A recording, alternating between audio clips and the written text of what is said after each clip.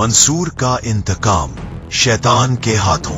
मंसूर और सलीम बचपन के दोस्त थे। साथ कॉलेज गए, साथ ख्वाब देखे कि एक दिन अपना कारोबार करेंगे और साथ ही कमाएंगे। मंसूर ने मेहनत करके अपने वालिद से 5 लाख रुपए लिए और दुकान खोली। सलीम ने वादा किया कि वो भी पैसे डालेगा, लेकिन फिलहाल शराकतदारी कर ले। मंसूर मान गया। दुकान चलने लगी और साथ ही मंसूर के दिल में एक नर्म गोशा भी उभरने लगा, नायला के लिए। नायला मोहल्ले की एक शरीफ, खूबसूरत और खामोश सी लड़की थी। वो अक्सर दुकान पर आती, कुछ खरीदती और हल्की सी मुस्कुराहट देती। मंसूर ने कभी इजहार ना किया। सोचता था कि एक दिन जब हालात बेहतर होंगे तो अम्मी को रिश्ता भेजने के लिए कहेगा, लेकिन तकदीर ने जो लिखा था वो जख्म था। एक दिन सलीम ने सब कुछ बदल दिया। वो अचानक गायब हो गया। जब मंसूर दुकान पहुंचा तो देखा सारा सामान खाली हो चुका था, साइन बोर्ड उतर गया था। बाद में पता चला कि सलीम ने करीबी गली में अपनी नई दुकान खोल ली है, बिल्कुल वैसी ही। और फिर दूसरा जख्म, नायला की मंगनी की खबर। रिश्ता किसने भेजा था? सलीम ने। जो दोस्त था वो दुश्मन बन चुका था, जिससे मंसूर मोहब्बत करता। वो अब सलीम की दुल्हन बनने जा रही थी। मोहल्ले वाले कहने लगे, सलीम होशियार निकला, मंसूर तो सादा है।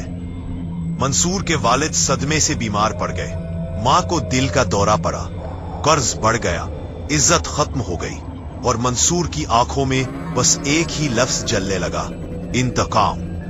फिर एक रात एक पुराना फकीर उसके पास आया और कहा, अगर इंसाफ ना मिले तो जंगल से बदला ले।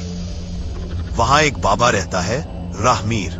उसके बाद मंसूर ने इस खौफनाक जंगल का रुख किया, जिस जंगल के बारे में कहा जाता था कि वहां दिन को परिंदे भी चुप हो जाते हैं और रात को जिन्नात जागते हैं। वो जंगल सियाह दरख्तों से भरा था। शाखें आपस में टकराती थी जैसे कोई रोती हुई जुबान हो। जंगल के बीचों बीच एक पुरानी झोंपड़ी थी जिसे लोग बाबा राहमीर का आस्ताना कहते थे। मंसूर अंदर दाखिल हुआ। मिट्टी की दीवारों पर खून से बने तावीज थे। फर्श पर एक दायरा था और उसके अंदर राहमीर बैठा था, काले लिबास में, आंखें बंद, होठों पर वर्द। मंसूर ने कहा, मुझे सलीम से बदला लेना है। राहमीर ने आंखें खोली, सौदा होता है। तेरे दुश्मन की तस्वीर, एक बाल, 3 लाख रुपए और सबसे अहम, तेरा अपना खून। क्योंकि जंगल के जिन सोए होते हैं और वो सिर्फ इंसान के खून से जागते हैं। पी मंसूर ने सब लाकर रख दिया। राहमीर ने दायरे में आग जलाई। मंसूर ने चाकू उठाया और अपनी हथेली काट दी। खून जमीन पर टपकने लगा।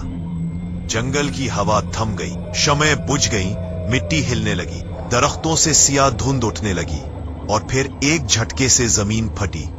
एक साया, एक आग, एक बदबू और चीख। जिन नमूदार हुआ।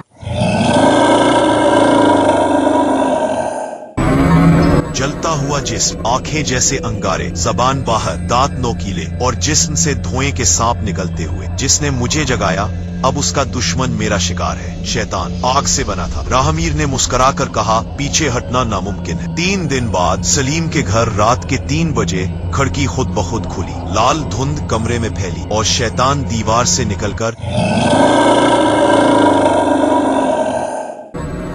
सलीम की आंख खुली, मगर वो हिल ना सका। शैतान ने इसके मना पर हाथ रखा, गला दबाया और सलीम की आंखें सफेद हो गईं। सुबह सलीम की लाश मिली।